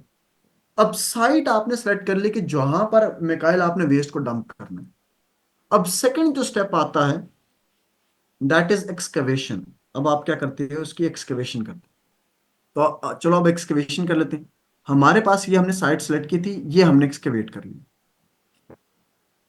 ये हमने एक्सकवेट कर ली। ठीक है, सॉइल की जो लेयर है वो 3 मीटर की लेयर होनी चाहिए। अरसलान ये चीजें अभी मैंने बतानी है, अरसलान ये चीजें अभी मैं एक्सप्लेन करूंगा ना, अभी जो आगे मैं डायग्राम बना रहा हूं इसमें सारी चीजें आ जाएंगी। ठीक है, अच्छा आपने सबसे पहले क्या कर लिया, एक्सकवेशन कर लिया। ठीक है बेटा, ग्राउंड वाटर टेबल, अभी ये हमने ग्राउंड वाटर टेबल जो है ये वर्ड उसमें वाटर लॉगिंग एंड सैलिनिटी में पढ़ा था, याद है, याद रखा करो बेटा। अच्छा एक्सकवेशन कर ली, एक्सकवेशन करने के बाद अब आप क्या करेंगे, इसकी इंटरनल पेरिफेरी पे, इस तरह इसके इंटरनल पेरिफेरी पे आप कौन है, अच्छा इसके इंटरनल पेरिफेरी पे बेटा आप पॉलीथीन शीट की लेयर अप्लाई करेंगे, इस तरह करके इंटरनल पेरिफेरी पे आप क्या करेंगे बेटा, पॉलीथीन शीट की लेयर अप्लाई करेंगे। अब इसके बाद आपने क्या करना है, अब आपने क्या करना है बेटा, जो भी आपका वेस्ट होगा, लेट्स से हम इसका कलर चेंज कर लेते हैं, जो भी आपका वेस्ट है उसको लाके आप डंप कर देंगे। ये आपका वेस्ट है, ये वेस्ट लाके डंप कर देंगे। वेस्ट को डंप करने के बाद फिर आप क्या करेंगे बेटा, सॉइल की लेयर दे देंगे इसके ऊपर। अरसलान ये मैं कह रहा था, ये सॉइल की लेयर दे देंगे। दोबारा आप वेस्ट को लाके डंप करेंगे, जो भी कूड़ा होगा, घरों का वेस्ट जितना भी होता है बेटा, ये जो भी आपका होता है, इसको वेस्ट को डंप करेंगे, उसके ऊपर दोबारा सॉइल की लेयर दे देंगे। अब ये ना अल्टरनेटिवली चलता जाएगा, waste soil, waste soil. Let's say ये लास्ट वेस्ट की लेयर आप दे देते हैं, जो भी लास्ट वेस्ट की लेयर होगी, याद रखिएगा बेटा, इसके बाद आपने लाजमन तौर पे पॉलीथीन शीट की लेयर अप्लाई करनी है, पॉलीथीन शीट की लेयर अप्लाई करनी है, और टॉप के ऊपर क्या दे देना है, सॉइल की लेयर दे देनी है। ये आपने सॉइल की लेयर दे दी। अब सबसे पहला क्वेश्चन ये पूछा जाता है, जो स्टूडेंट्स पूछते हैं कि भाई क्यों ये पॉलीथीन शीट की लेयर क्यों अप्लाई की गई, what was the reason behind that, ये पॉलीथीन शीट की लेयर क्यों अप्लाई की गई। तो याद है बेटा, लास्ट टाइम हमने वाटर पॉल्यूशन में लैंड फिलिंग छोड़ दिया था, आज वो मैं एक्सप्लेन करता हूं। जी एग्जैक्टली मुबिया बेटा, जी एग्जैक्टली। अब होता यह है, सुनिएगा, ये पॉलीथीन शीट की लेयर क्यों अप्लाई की, उसकी रीजन ये है कि इन केस ऑफ प्रेसिपिटेशन, अगर बारिश हो जाती है, बारिश हो जाती और ये पॉलीथीन शीट की लेयर ना हो, तो ये जो वाटर होगा, रेन वाटर होगा, ये कंबाइन करेगा बेटा वेस्ट के साथ, और वो जो मैंने उस टाइम बताया था बेटा, चॉकलेटी ब्राउन कलर का जो थिक विस्कस फ्लूइड, एक थिक विस्कस फ्लूइड बनेगा, जिसको आप लीचेट पढ़ते हैं। एग्जैक्टली लीचेट ये होता है बेटा, ठीक है, ब्राउन कलर का होता है, थिक विस्कस फ्लूइड होता है, और बहुत ज्यादा विस्कस होता है बेटा, ये लीचेट बनेगा। अब होता यह है कि लीचेट जब बनेगा और इन केस ये पॉलिथीन शीट की लेयर ना हो, तो ये लीचेट नीचे परकुलेट करेगा। बहुत अच्छी, जब लीचेट परकुलेट करेगा तो किस में ऐड होगा, ग्राउंड वाटर टेबल में। जब ग्राउंड वाटर टेबल में ऐड होगा तो ऑब्वियस सी बात है बेटा, ग्राउंड वाटर टेबल इम्प्योर हो जाएगा। अब ग्राउंड वाटर टेबल जब इम्प्योर होगा तो हम बेटा उसी में बोर करते हैं, बोर करके उसी पानी को यूज करें। अब ऑब्वियस सी बात है वो जो फ्लूइड है वो फिर हमारे अंदर ऐड हो जाएगा वही पानी, तो उसकी वजह से क्या होंगे बेटा, फिर अगेन वो फिर आपके जितने हमारे जितने भी हेल्थ इश्यूज हैं वो हो जाते। ठीक है, तो ये हमारे पास बेटा इस वजह से पॉलिथीन शीट की लेयर अप्लाई की, मगर देर आर पॉसिबिलिटीज कि ये पॉलिथीन शीट की लेयर भी एक्सपायर हो जाए, देर आर पॉसिबिलिटीज कि पॉलिथीन शीट की लेयर एक्सपायर हो जाए। तो ऐसे केस में हम क्या करते हैं, शुरू में ही बेटा इस तरह करके 2 पाइप इंस्टॉल कर देते हैं। ये 2 पाइप बेटा जो इंस्टॉल करते हैं, इनमें से एक पाइप से क्या होता है बेटा, आपकी फाउल गैसेस, जो आपकी फाउल गैसेस है बेटा वो निकलती हैं, और दूसरे पाइप से हम क्या करते हैं बेटा, लीचेट एक्सट्रैक्शन करते हैं। एक पाइप से बेटा आपकी फाउल गैसेस निकलती रहती हैं और दूसरे पाइप से आपका लीचेट एक्सट्रैक्शन चलता रहता है। ठीक है, ये नौशरवान, ये जो सॉइल है, ये सॉइल है, ये 3 मीटर की लेयर होती है। तो अब इससे क्या होता है, आपका ग्राउंड वाटर टेबल भी इम्प्योर नहीं होता और बाकी भी मामला ठीक रहते हैं। तो ये सारे का सारा जो प्रोसीजर था, ये प्रोसीजर था बेटा लैंड फिलिंग का। अब समझ आया बेटा सबको? प्लीज मुझे चैट बॉक्स में कॉल दें, यहां तक क्लियर है सबको?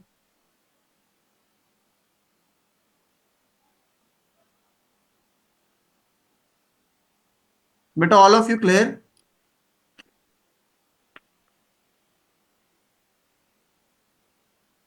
चलें, ये था लैंड फिलिंग।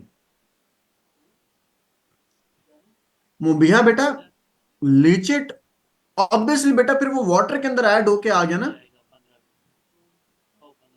ठीक है, इसमें ना अभी ये मैंने नहीं बताया, मुबिया बात सुन, ये जो चीज है ना इसके बारे में मैंने नहीं बताया कि इनका आगे क्या करते हैं, इसका मैंने आगे नहीं बताया। ये दरअसल जो मलेशिया मॉडल है, सिंगापुर का जो मॉडल है, उसमें क्या होता है वो मैं भी डिस्प्ले कराता हूं ताकि आपको ना समझ आए बेटा। ठीक है, तो this was all related to landfill. Second आपके पास आ जाता है बेटा इंसिनरेशन। जी एग्जैक्टली अरसलान, 3 मीटर की सॉइल क्लियर दी जाती है ताकि कंपैक्शन की जाए। नेक्स्ट आ जाता है बेटा अरसलान कि जब कुछ भी नहीं समझ आ रहा, कोई ऑप्शन ही नहीं है अरसलान के पास, अरसलान चीज को जला दो फिर। ठीक है, जो लास्ट ऑप्शन इंसिनरेट। ठीक है, इंसिनरेशन में अब क्या होता है, अब ध्यान से सुनिएगा। इंसिनरेशन के साथ अब लिख लो बेटा, आप में से किसी ने थोड़ी देर पहले मुझे वो वेस्ट टू एनर्जी मॉडल दिखा था, तो बेटा इंसिनरेशन के साथ लिख लें आप लोग वेस्ट टू एनर्जी मॉडल, लिख लें बेटा जल्दी से, वेस्ट टू एनर्जी मॉडल। अब ये डायग्राम आई होप आप सब लोगों को नजर आ रही होगी। इस डायग्राम का बेटा स्क्रीनशॉट ले लें kindly. This is actually waste to energy model. अब इसमें होता क्या है, ध्यान सुनिएगा बेटा। सबसे पहले आपका वेस्ट आ जाएगा, स्टोरेज पिट में आएगा वेस्ट। अब इस वेस्ट के आने के बाद अब हम क्या करते हैं, इस वेस्ट को फिर बर्न करते हैं। सेकंड स्टेप क्या आ गया, बर्न करेंगे। जब बर्न करेंगे तो बेटा इसके कुछ एशेस जनरेट होंगी, उन एशेस को हम वाटर के थ्रू पास करके नीचे ले आते हैं। ये एशेस आ गई, ठीक हो गया, यहां पे ऐश कलेक्ट हो गई। ठीक हो गया, यहां से अब आपकी फाउल गैसेस थी जो जनरेट हुई, वो फाउल गैसेस क्या करेंगी, उनको हम पास करेंगे बेटा, उनको हम पास करेंगे, फाउल गैसेस को हम पास करेंगे बेटा कहां से, वेंचुरी स्क्रबर से। किससे पास करेंगे, ये क्या है, वेंचुरी स्क्रबर। फाउल गैसेस यहां से एंटर होंगी, वो वेंचुरी स्क्रबर से पास करेंगे। वेंचुरी स्क्रबर से पास करने का फिर हम किससे पास कराएंगे, फैब्रिक बैग फिल्टर से। किससे पास करेंगे, फैब्रिक बैग फिल्टर से हम पास करेंगे। फैब्रिक बैग फिल्टर से पास कराने के बाद अब जो गैस होगी यहां से हम बाहर निकालेंगे बेटा, और स्टैक के थ्रू हम उसको बाहर निकाल देंगे। स्टैक के थ्रू हम उसको बाहर निकाल देंगे। अब ये क्लीन एयर, दरअसल आपके पॉल्यूटेंट्स तो एब्जॉर्ब हो गए ना, आपने पॉल्यूटेंट्स को तो एब्जॉर्ब करवाना था। यहां से आपके एशेज नीचे आएंगी, यहां से भी एशेज नीचे आएंगी, यहां से भी, यहां से भी, यहां से भी। इन एशेज को कलेक्ट करके आप किधर ले जाएंगे, लैंडफिल साइट पे ले जाएंगे। इन एशेज को आप कलेक्ट करके कहां पे ले जाएंगे, लैंडफिल साइट पे ले जाएंगे। तो ये तो आपने वेस्ट को दरअसल ना क्लीन किया, मगर इससे एनर्जी कैसे प्रोड्यूस होती है, तो होता यह है, यहां पर हमारे पास ये क्या है बेटा, वाटर है। इन टरबाइन्स में आपका वाटर है। हम इस हीट से एक तो दूसरा हम इस वाटर को हीट अप करते हैं। जब वाटर हीट अप होता है तो वाटर का convert होता है बेटा स्टीम में। स्टीम प्रेशर टरबाइन से जनरेट होती है बेटा मैकेनिकल एनर्जी। उस मैकेनिकल एनर्जी को कौन यूज करता है, जनरेटर। जनरेटर उस मैकेनिकल को इलेक्ट्रिकल में कन्वर्ट करता है। तो ये वाला जो ऊपर वाला पॉइंट है ना, ये वाला जो पॉइंट है, ये हमने बाद में रिन्यूएबल एनर्जी रिसोर्सेज में डिटेल से पढ़ना है। मैं रिपीट करूं बेटा, मैं फिर रिपीट करूं बेटा, ये जो आपका ये मैंने सर्कल जिसके ऊपर किया, मैं रिपीट करूं बेटा, ये जो सर्कल जिसके ऊपर मैंने किया, ये वाला जो पॉइंट है, इसको बाद में हमने बहुत ही ज्यादा एक्सेसिव डिटेल से पढ़ना है रिन्यूएबल एनर्जी रिसोर्सेज में। तो इन केस अभी अगर ये प्रोसेस नहीं भी याद होता तो कोई परेशानी वाली बात नहीं, ये वहां पर मैं बड़ी डिटेल से आपको मेमोराइज करा दूंगा। मगर यहां पर एक चीज समझ आई कि हमें ये समझ आता था कि शायद ओपन बर्निंग होती है। इंसिनरेशन का मतलब होता है ओपन बर्निंग, तो it is not open burning, it is actually chambered burning. जी महक बेटा,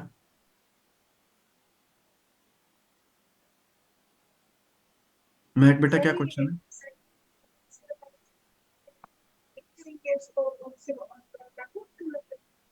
बेटा आपकी आवाज नहीं आ रही मुझे बिल्कुल भी। बेटा बहुत कम आ रही है।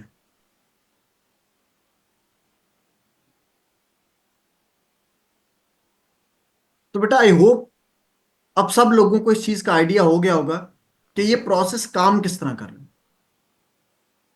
एक तो वेस्ट को इंसिनरेशन का फायदा क्या होता है, इंसिनरेशन का जो एक प्राइम फायदा है, एक प्राइम मोटिव है, वो ये होता है कि वेस्ट का वॉल्यूम क्या कर जाता है, रिड्यूस कर जाता है।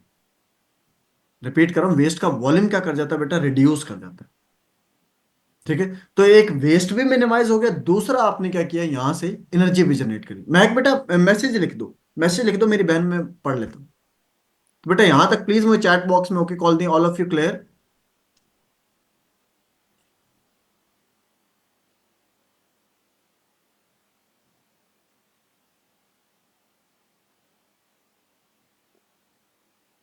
सेकेंड पार्ट में महक बेटा क्या होता है, जब आप बर्निंग करते हैं ना, जब आप बर्निंग करते हैं तो उससे ना एशेस जनरेट होती हैं।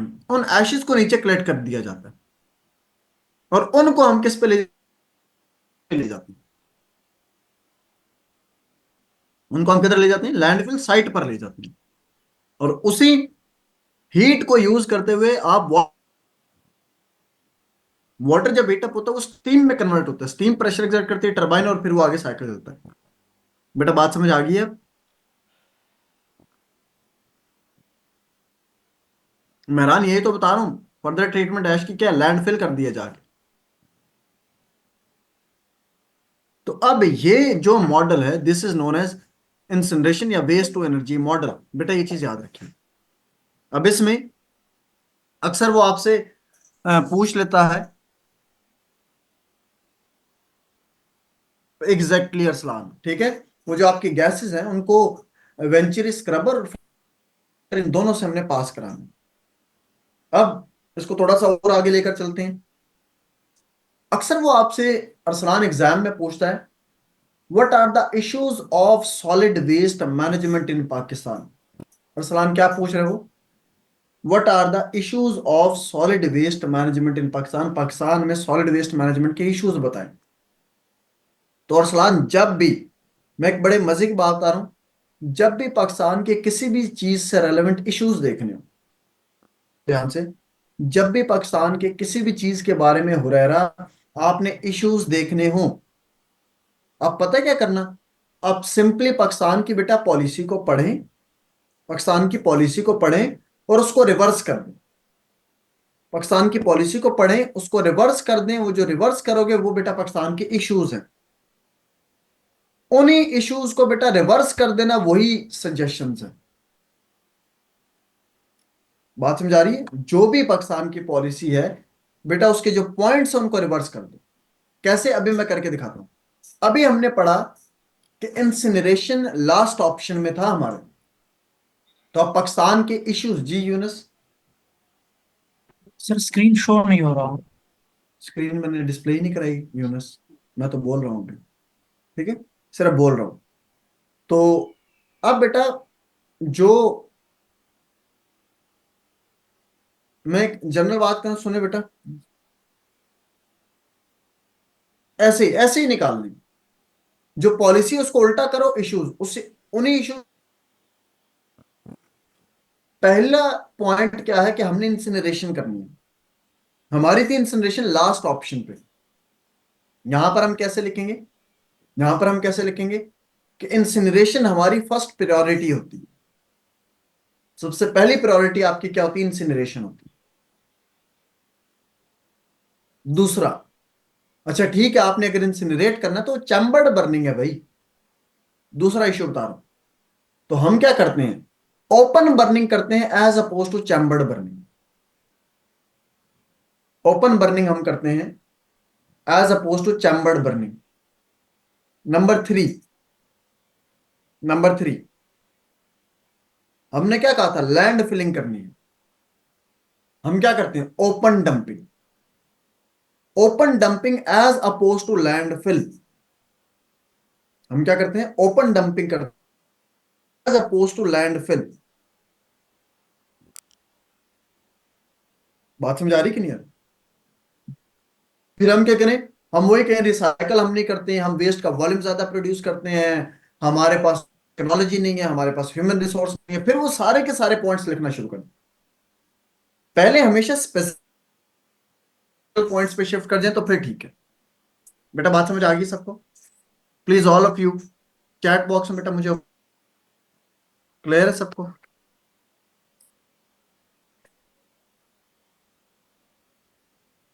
तो ये इश्यूज हैं पाकिस्तान की पॉलिसी के, वो पाकिस्तान के सॉलिड वेस्ट मैनेजमेंट। अब बेटा अगर देखा जाए तो मैंने आपको स्टार्टिंग में ना कुछ वो पढ़ाए थे, वेस्ट के टाइप्स पढ़ाए थे, और मैंने कहा था एंड में मैं आपको बताऊंगा कि ये मैंने क्यों पढ़ाई। तो ये देखिएगा बेटा, बेटा हम ओपन डंपिंग करते हैं मुबशा, बेटा हम ओपन डंपिंग करते हैं as oppose to land fill. बात समझ आ गई? As oppose to land fill. बेटा फायजा पहला इशू है, हम इंसिनरेशन को पहली प्रायोरिटी पे रखते हैं। दूसरा, हम ओपन बर्निंग करते हैं। तीसरा, हम ओपन डंपिंग करते हैं। बात समझ आ रही है? चौथा, हम बेटा वेस्ट का वॉल्यूम हमारा इंक्रीज होता है, हमारे पास ह्यूमन रिसोर्स नहीं है, टेक्निकल इश्यूज हैं, सब कुछ लिख दो फिर अब। अच्छा बेटा ये देख रहे हैं, ये स्लाइड आप लोगों को नजर आ रही होगा। मैंने इस वजह से आपको सिर्फ और सिर्फ 4 पॉल्यूटेंट्स लिखवाए थे लैंडफिल के। क्यों? क्योंकि वो जो 4 आपने लिखे थे वही लैंडफिल की टाइप्स, वही लैंडफिल की क्या है, टाइप्स। 4 टाइप्स है लैंडफिल की। नंबर 1 सैनिटरी लैंडफिल, जहां पे जो सैनिटरी वेस्ट को एक्सेप्ट करेगी। इंडस्ट्रियल लैंडफिल, जो इंडस्ट्रियल वेस्ट को एक्सेप्ट करेगी। MSW म्यूनिसिपल सॉलिड वेस्ट, जो डोमेस्टिक वेस्ट को एक्सेप्ट करेगी। कंस्ट्रक्शन डेमोलिशन वेस्ट लैंडफिल, जो सिविल इंजीनियरिंग की साइड के वेस्ट को एक्सेप्ट करेगी। अब बात समझ आई? तो इस वजह से बेटा मैंने सिर्फ यही 4 आपको वेस्ट की कॉजेज पढ़ाई थी, और यही 4 मैंने इसकी टाइप्स बना दी। तो याद करने में ना, वो जब ओवरलैपिंग आ जाए तो आसानी हो जाती है चीजों को याद करने।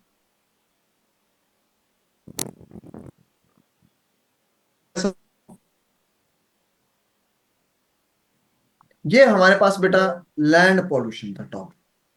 नेक्स्ट हमारे पास जो टॉपिक है वो क्या है बेटा, हम देख लेते हैं, role of remote sensing and GIS in environmental science.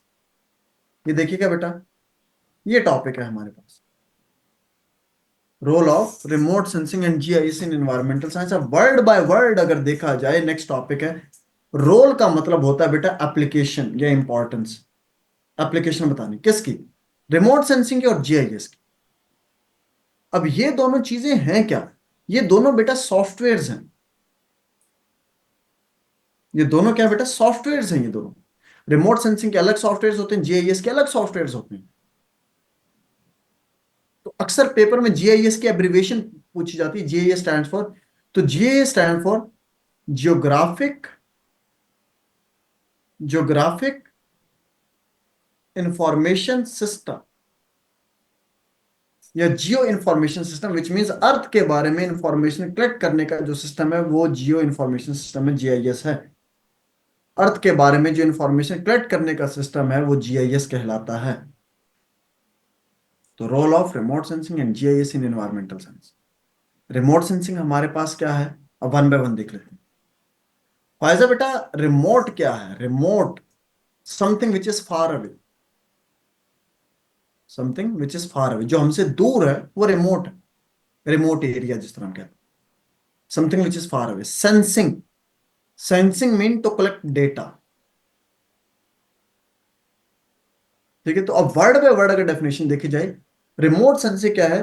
कोई भी एरिया जो हमसे बहुत ज्यादा दूर है उसके बारे में आप डेटा कलेक्ट करते हैं, और कैसे करते हैं? Without physical contact. फिर रिपीट कर रहा हूं, कोई भी एरिया जो हमसे बहुत ज्यादा दूर है, बहुत ज्यादा दूर है, फार अवे है, उसके बारे में आप डेटा कलेक्ट करते हैं, और कैसे करते हैं? Without physical contact. Example, mobile phone है ना, आप किसी इंसान की पिक्चर लेते हैं, अब आप उसको टच किए बिना पिक्चर ले रहे हैं, तो this is again remote sensing. अब दिन में अगर आप पिक्चर ले रहे हैं तो मोबाइल फोन जो है सोलर रेडिएशंस को यूज करके पिक्चर आपको कैप्चर करके दे देता है। अगर आप रात को पिक्चर ले रहे हैं तो मोबाइल फोन अपनी फ्लैश लाइट को यूज करता है, खुद वो रेडिएशन एमिट करता है।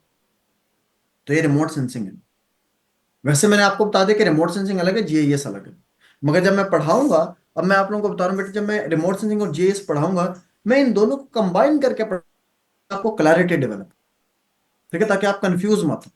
मैं इन दोनों को कंबाइन करके पढ़ाऊंगा। अब इनको पढ़ने के लिए इसका ये एक प्रोसेस है जो ध्यान से समझना है आपने। आप इस प्रोसेस को समझ लें, काफी इस प्रोसेस को समझ लें, आपकी काफी हद तक चीजें रिजॉल्व हो जाएंगी, समझ आ जाएंगी कि चीज है क्या। इसी एक डायग्राम में एग्जांपल, हमारे पास ये सी पॉइंट है, हम यहां पर बैठे हैं, यहां पर जहां पे मैंने बॉक्स बनाया, सी पॉइंट है, इसके बारे में हमने डेटा कलेक्ट करना है। बैठे पॉइंट जिसके बारे में आपने डेटा कलेक्ट करना है बेटा, वहां पर क्या हो सकता है? वहां पर क्या क्या चीजें हो सकती हैं? वहां पर मैं रिपीट कर रहा हूं बेटा, जो बॉक्स करना, अब सी पॉइंट पर क्या क्या चीज अवेलेबल हो सकती है? यहां पर रोड्स हो सकते हैं। अब क्लियर है? अरसलान में इसी वजह से खामोश हो गया था, अरसलान में इसी वजह से खामोश हो गया था बेटा। सी पॉइंट जो है, इसके ऊपर क्या क्या चीज हो सकती है? इसके ऊपर रोड्स हो सकते हैं, इसके ऊपर आपके वेटलैंड्स हो सकते हैं, यहां पर बिल्डिंग्स हो सकती हैं, यहां पर फॉरेस्ट्रेशन हो सकती है, यहां पर आबादी रह सकती है, कुछ भी हो सकता है। हमें तो नहीं पता ना सी पॉइंट पे क्या है। तो मैं फिर रिपीट कर रहा हूं, हम बॉक्स है, यहां पर बैठे और सी पॉइंट के बारे में हमने डेटा कलेक्ट करना, ठीक है। बाजी ए नहीं पढ़ाया, थोड़ा हौसला रखा करें, ए पे तो मैं गया ही नहीं हूं अभी, मैं सी से स्टार्ट किया बेटा। तो बेटा बॉक्स जो मैंने बनाया, यहां पर लेट से हम बैठे हुए हैं, और सी पॉइंट के बारे में हमने डेटा कलेक्ट करना है। सी पॉइंट पर बेटा दुनिया की कोई भी चीज अवेलेबल हो सकती है, उस पर रोड्स हो सकते हैं, उस पर बिल्डिंग्स हो सकती हैं, उसमें पॉपुलेशन हो सकती है, उस पर आपके फॉरेस्ट हो सकते हैं, उस पर आपकी एक्वेटिक लाइफ हो सकती है, कुछ भी हो सकता है। बेटा अभी भी वो आवाज डिस्टॉर्टेड है।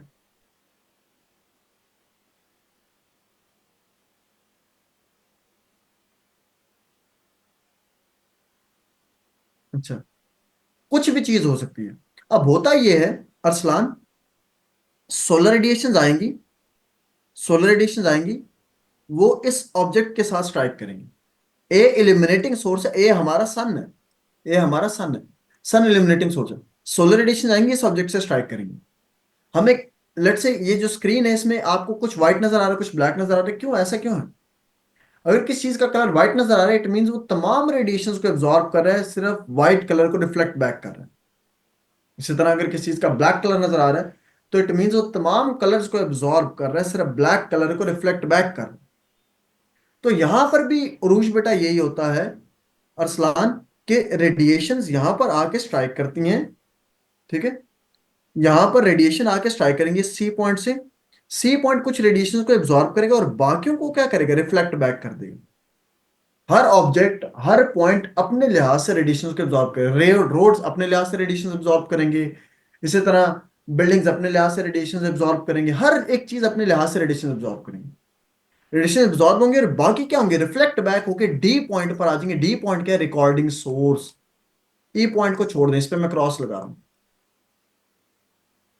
डी पॉइंट आपका क्या बेटा, रिकॉर्डिंग सोर्स। आपके रिकॉर्डिंग सोर्स के पास रेडिएशन आके रिकॉर्ड हो जाए।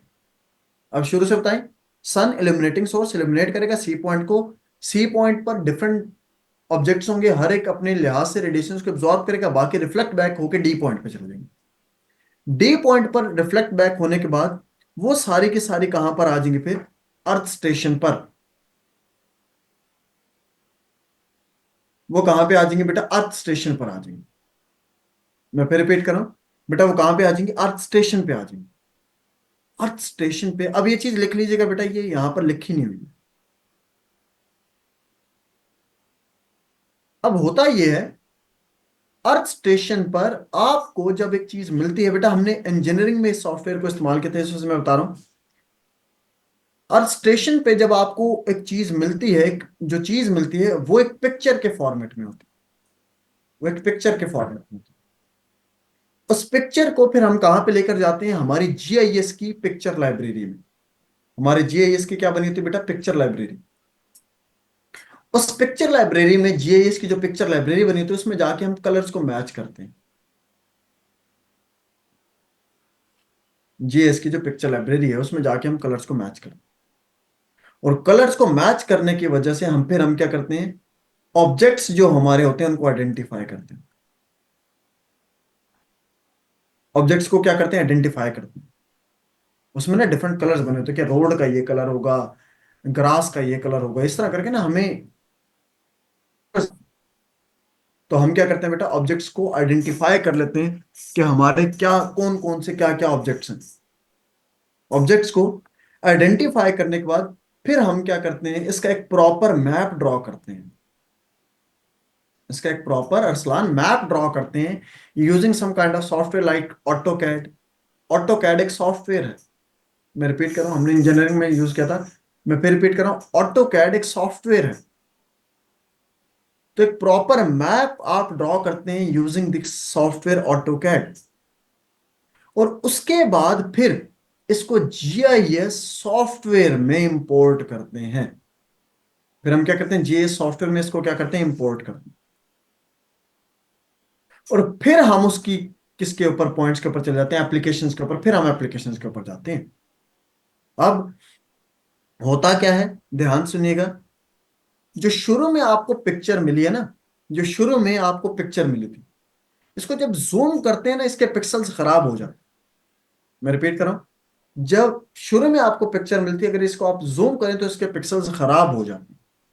तो on the basis of resolution इसको हम पढ़ते हैं रास्टर डेटा। इसको हम क्या पढ़ते हैं, रास्टर डेटा। जो शुरू में आपको पिक्चर मिलती है, उसको जूम करेंगे तो पिक्सल खराब हो जाएंगे, उसको रास्टर डेटा पढ़ते हैं।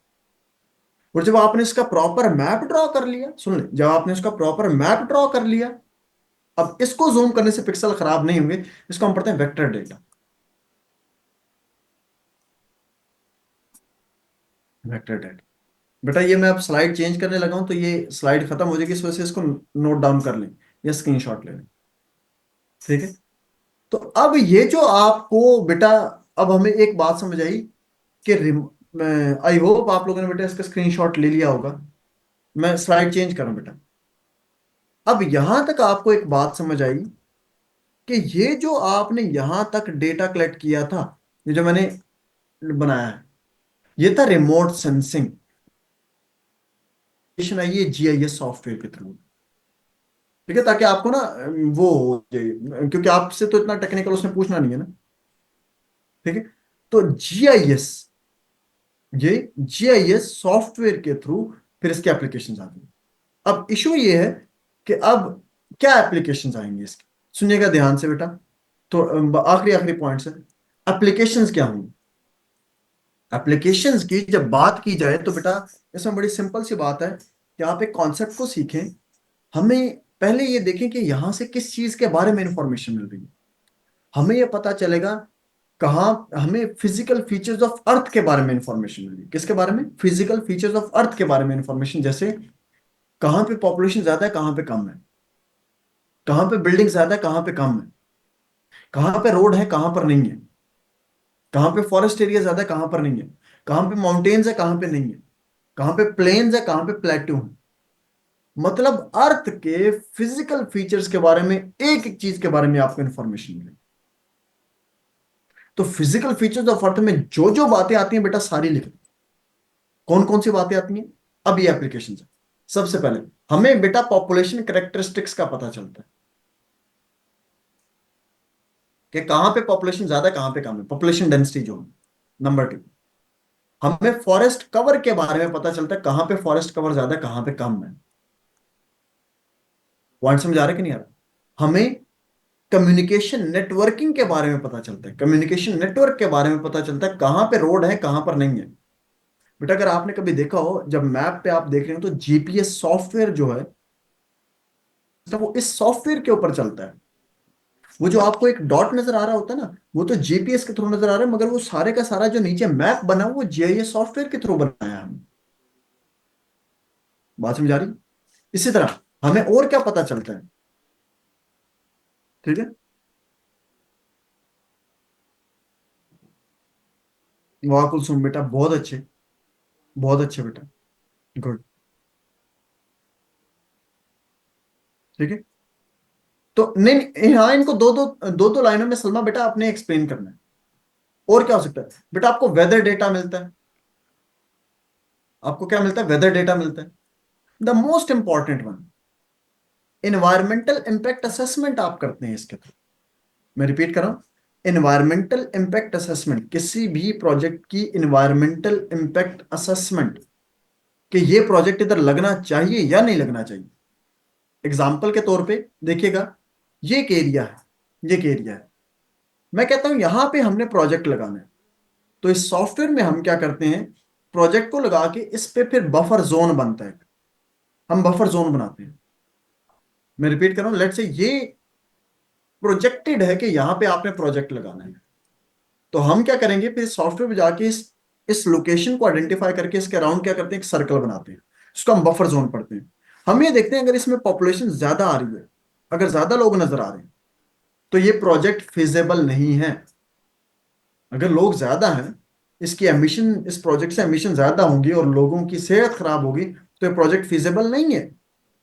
और अगर लोग कम है तो ये प्रोजेक्ट क्या फिजिबल है। साहिवाल में, साहिवाल में बेटा कोल बेस्ड पावर प्लांट लगा,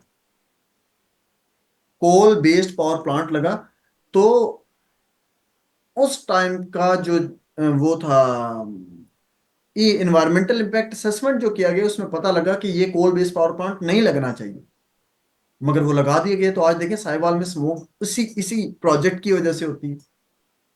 EIA स्टैंड फॉर मरियम बेटा इन्वायरमेंटल इंपैक्ट असेसमेंट। इसी तरह आपकी मिनरल एक्सप्लोरेशन, मिनरल एक्सप्लोरेशन, इसी तरह आपकी सर्वेइंग, आपकी सोसाइटी की लैंड यूज प्लानिंग,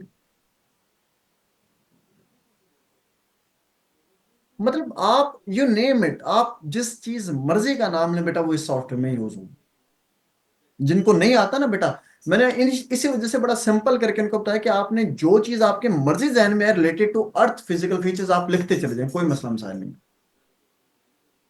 अब लिख दिए, इनको दो दो लाइनों में हार्डली एक्सप्लेन करते जाना बेटा। EIA stand for environmental impact assessment. बेटा यहां तक चैट बॉक्स मुझे ओके कॉल देते हैं, यहां तक क्लियर है सबको, प्लीज ऑल ऑफ यू।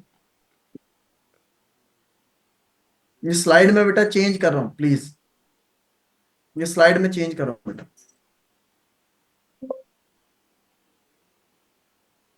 चलें बेटा, ख्याल रखिएगा, फिर इंशाल्लाह कल हम यहीं से दोबारा स्टार्ट करेंगे। अस्सलाम वालेकुम बेटा।